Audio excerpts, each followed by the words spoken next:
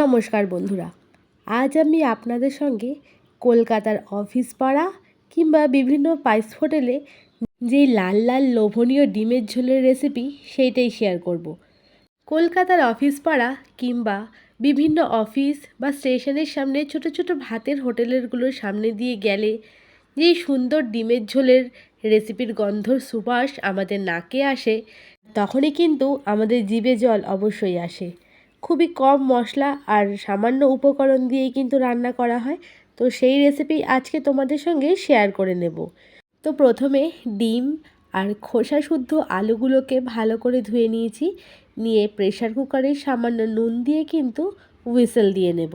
তো আমার ডিম আর আলুগুলো কিন্তু সেদ্ধ করা হয়ে গেছে। অবশ্যই ডিম সেদ্ধ করার সময় সামান্য নুনের ব্যবহার করবেন, তাহলে ডিমটা মাঝখান থেকে ফেটেও যাবে না এবং সেদ্ধ হওয়ার পরে কিন্তু খুব সুন্দরভাবে খোসাটাও বেরিয়ে আসবে। তো দেখতেই পাচ্ছেন যে আমার এখানে ডিমগুলো কিন্তু খুব ভালোভাবেই সেদ্ধ হয়ে গেছে। এবার আলুগুলোকেও আমি খোসা ছাড়িয়ে নেব। আলু খোসা সেদ্ধ করলে কিন্তু আলুর মধ্যে জলজলে ভাব একদমই থাকে না এবং ড্রাইভাবেই কিন্তু আলুটা সেদ্ধ হয়ে যায়। তো সমস্ত আলুর খোসাগুলো আমি ভালোভাবে ছাড়িয়ে নিচ্ছি। তো ডিমগুলো এবার ভেজে নেব। তার আগে প্রত্যেকটা ডিমের গায়ে কিন্তু এরকম চাকু কিংবা কাঁটা চামচ দিয়ে একটু চিরা লাগিয়ে নেবে কিংবা ফুটো ফুটো করে নেবে, তাহলে ডিম তেলের মধ্যে ভাজতে গিয়ে কখনোই ফুটে যাবে না বা ফেটে তেল গায়ে ছিটে আসবে না। এরপরে আলু আর ডিমগুলোর মধ্যে আমি পরিমাণ মতো নুন আর লবণ দিয়ে সুন্দর করে ম্যারিনেট করে বেশ কিছুক্ষণ রেখে দেব। এতে কিন্তু যেটুকু বাকি রয়েছে আলুর গায়ে নুনটা প্রবেশ করবে। এবার একটা সুন্দর করে মশলা তৈরি করে নেব। তার জন্য নিয়েছি পেঁয়াজ, আদা, রসুন আর লঙ্কা। এবার কড়াই গরম করে তার মধ্যে দিয়ে দিচ্ছি সর্ষের তেল। বিভিন্ন রকম স্পাইস হোটেলে কিন্তু সর্ষের তেলে রান্না করা হয়, আর যে কোনো ঘরোয়া রান্নায় কিন্তু সর্ষের তেলে রান্না করলে তার স্বাদ হয়ে যায় দ্বিগুণ। এবার নুন হলুদ মাখানো ডিমগুলোকে প্রথমে তেলে লাল লাল করে ভেজে নেব। ডিমের ঝোলে কিন্তু ডিম ভেজে ব্যবহার করলে সেই ঝোলের স্বাদ হয় কিন্তু একটু বেশি। অনেকেই আছে ডিম ভাজা পছন্দ করেন না, তারা কিন্তু কাঁচা সেদ্ধ ডিমই ঝোলের মধ্যে ব্যবহার করেন। অবশ্যই ডিমটা রান্না করার আগে একটু ভেজে নেবেন, তার স্বাদের কিন্তু অনেকটাই প্রায় রূপান্তর হবে। ডিমগুলো ভেজে তুলে নিচ্ছি। তো দেখতেই পাচ্ছেন বেশি কড়া করে কিন্তু ভাজার একদমই দরকার নেই। বেশি কড়া করে ভাজলে কিন্তু ডিমগুলো ঝোলে ফোটার পরে খেতে একটু রাবারের মতো লাগবে। তাই একদম হালকাও নয় আবার একদম কড়াভাবেও নয়, কিন্তু ডিমগুলোকে ভাজতে হবে। তো বন্ধুরা, যারা যারা ভিডিওটা দেখছো অথচ লাইক করোনি, তাদেরকে রিকোয়েস্ট করব ভিডিওটাকে একটা লাইক করে দেখার জন্য। ওই তেলের মধ্যেই আমি এবার সেদ্ধ করা আলুগুলোকে ভেজে নেব। অনেকেই আছেন যারা সেদ্ধ আলু আর ভাজেন না, কিন্তু অবশ্যই সেদ্ধ আলুগুলোকে একটু ভালো করে কড়া করে ভেজে নেবেন, তাহলে ঝোলে কিন্তু খেতে খুবই ভালো লাগবে। তো আলুগুলোকেও একটু নাড়াচাড়া করে ভেজে নেব। আলু আর ডিমগুলো কিন্তু আমার ভাজা প্রায় কমপ্লিট হয়ে গেছে। আর কী রকমভাবে ভেজেছি আশা করি আপনাদেরকে দেখিয়ে দিতে পারলাম। তো এরপরে আমি কড়াইয়ের মধ্যে যেই তেল ছিল তার মধ্যে সামান্য তেল দিয়ে দিয়েছি। ফোড়নের জন্য দিয়ে দেব কালো জিরে আর সাদা জিরে। বেশিরভাগ কিন্তু ডিমের ঝোল করার সময় সাদা জিরের ব্যবহারই আমরা করে থাকি, তবে আপনারা সাদা জিরের পরিবর্তে সামান্য কালো জিরের ব্যবহারও করে দেখবেন। এর ফ্লেভার কিন্তু রান্নায় একটা আলাদাই মাত্রা এনে দেবে। সঙ্গে দিয়েছিলাম দুটো তেজপাতা। ফোড়নগুলো একটু ভাজা ভাজা হয়ে যাওয়ার পরে লম্বা করে মিডিয়াম সাইজের কেটে রাখা দুটো পেঁয়াজ তেলের ওপর ছেড়ে দিলাম। অবশ্যই পেঁয়াজগুলোকে একটু পাতলা আর লম্বা করে কেটে নেবেন। এরপরে পেঁয়াজগুলোকে ভালোভাবে নাড়াচাড়া করে একটু লাল লাল করে ভেজে নেব। বন্ধুরা, এইভাবে কিন্তু আপনারা হাঁসের ডিম দিয়েও রান্না করতে পারবেন।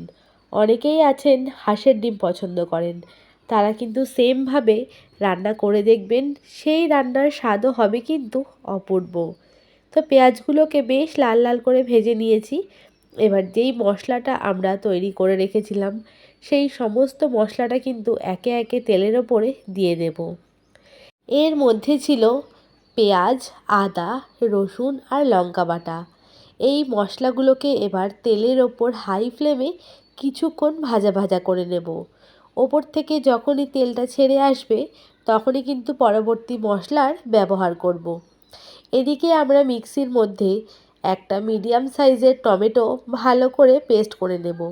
তো মশলার যখন জল শুকিয়ে এসেছে আর সমস্ত মশলা কিন্তু প্রায় ভাজা ভাজা হয়ে এসেছে, তখনই কিন্তু যেই টমেটোটা পেস্ট করে রেখেছিলাম সেইটা দিয়ে দেব। অনেক সময় আমরা রান্নায় টমেটো একসঙ্গে পেস্ট করে নিই, কিন্তু বিশেষ বিশেষ কিছু রান্নার ক্ষেত্রে মশলা দেওয়ার সময়তেও কিন্তু টেস্টের ওপর নির্ভর করে। এরপর দিয়ে দেব গুঁড়ো মশলাগুলো। দিচ্ছি লঙ্কা গুঁড়ো, হলুদ গুঁড়ো আর ধনে জিরের গুঁড়ো। এই ধনে জিরের গুঁড়ো কিন্তু বাড়িতে তৈরি করা। শুকনো খোলায় রোস্ট করে নিয়ে আমি ধনে আর জিরে গুঁড়ো করে রেখে দিই। বাজার থেকে কেনা গুঁড়ো মশলার কিন্তু ব্যবহার আমি রান্নায় একদমই করি না। তো এবার সমস্ত মশলাগুলো দিয়ে কিন্তু বেশ ভালো করে কষিয়ে নেব। দিয়ে দিলাম সামান্য পরিমাণ নুন এবং মিক্সির গায়ে যে মশলাটা লেগে রয়েছে তার মধ্যে জল দিয়ে সামান্য সামান্য জল দিয়ে কিন্তু মশলাটাকে ঢাকনা দিয়ে বেশ ভালো করে কষিয়ে নেব। ডিমের ঝোলের ক্ষেত্রে একটা কথা সবসময় মনে রাখবেন, যত বেশি করে মশলাটা কষানো হবে রান্নার স্বাদ কিন্তু ততটাই ভালো হবে। অনেক সময় কিন্তু ডিমের ঝোলের মশলা অনেকেই বেশ ভালো করে কষাতে চায় না, তার ফলে ডিমের ঝোলের স্বাদ হয় কিন্তু পানসে। তাই বন্ধুরা আপনাদেরকে বারবার রিকোয়েস্ট করব, ডিমের ঝোলের মশলা কিন্তু সব সময় একটু বেশি সময় দিয়ে কিন্তু কষতে হয়। যত কষবে ততই তরকারির স্বাদ হবে কিন্তু দুর্দান্ত। তো ওপর থেকে তেল ভেসে এসেছে আর আমাদের মশলাও কিন্তু প্রায় কষানো কমপ্লিট হয়ে গেছে। এর মধ্যে কিন্তু আমি সামান্য চিনির ব্যবহারও করেছিলাম, কোনো কারণবশত হয়তো সেই ভিডিও ক্লিপসটা নেওয়া হয়নি। এর মধ্যে আমি ভেজে রাখা আলু আর ডিমটা ওপর থেকে দিয়ে দিচ্ছি। আলু আর ডিম দিয়ে এবার ভালো করে একটু মিশিয়ে নেব। আপনারা যদি কষা কষা খেতে চান তাহলে কিন্তু জলের পরিমাণটা সেই বুঝেই ব্যবহার করবেন। তবে আমি আজকে যেহেতু কলকাতা স্পাইস হোটেলের রান্না আপনাদেরকে দেখাচ্ছি, তাই হোটেলে কিন্তু রান্নায় ঝোলের ব্যবহারটা একটু বেশিই থাকে, তাই জলের পরিমাণটাও কিন্তু আমি একটু বেশিই দিচ্ছি। বন্ধুরা আপনারা ঠিক এইভাবে একদিন রান্না অবশ্যই করে দেখবেন, আশা করি নিরাশ হবেন না। গরম ভাতের সঙ্গে যেমন ভালো তো লাগবেই, তেমন কিন্তু রুটি, লুচি কিংবা পরোটার সাথে খেতেও এই ডিমের ঝোল দুর্দান্ত লাগবে। তো আমি কিন্তু দিয়ে দিয়েছি বেশ পরিমাণ মতো জল, দিয়ে খুন্তি দিয়ে বেশ ভালো করে নাড়াচাড়া করে নিচ্ছি। খুন্তি দিয়ে কিন্তু সমস্ত কড়াইয়ের গায়ে লেগে থাকা মশলাগুলোও ঝোলের মধ্যে মিশিয়ে দিয়েছি। বেশ খানিকক্ষণ কিন্তু টকবক করে ফুটে এসেছে আর আমাদের ঝোলের ওপরেও কিন্তু তেলটা প্রায় ভেসে উঠেছে। তো দেখেই কতটা লোভনীয় লাগছে আশা করি তোমাদেরকে দেখাতে পাচ্ছি। তো বন্ধুরা আমার এই ডিমের ঝোলের রেসিপিটা তোমাদের কেমন লাগলো অবশ্যই কিন্তু কমেন্টে আমাকে জানিয়ে যাবে। তো এখানে আমি আরও 1 চামচ স্বাদ মতন নুনের ব্যবহার করলাম। আমি একটু টেস্ট করে দেখেছিলাম, মনে হলো যে এর মধ্যে নুনের প্রয়োজন রয়েছে, তাই পরিমাণ মতো নুন কিন্তু দিয়ে দিয়েছি। এমন দারুণ সুস্বাদু ডিমের ঝোল যদি থাকে, মাছ মাংস বাদ দিয়ে কিন্তু গরম ভাতের সঙ্গে মানুষ এটাই খাবে। আমরা স্পাইস হোটেলে তো রোজ রোজ যেতে পারবো না হোটেলের খাবার খাওয়ার জন্য, তাই বাড়িতেই তৈরি করে ফেললাম কলকাতার অফিস পাড়ার কিংবা স্পাইস হোটেলের ডিমের ঝোল।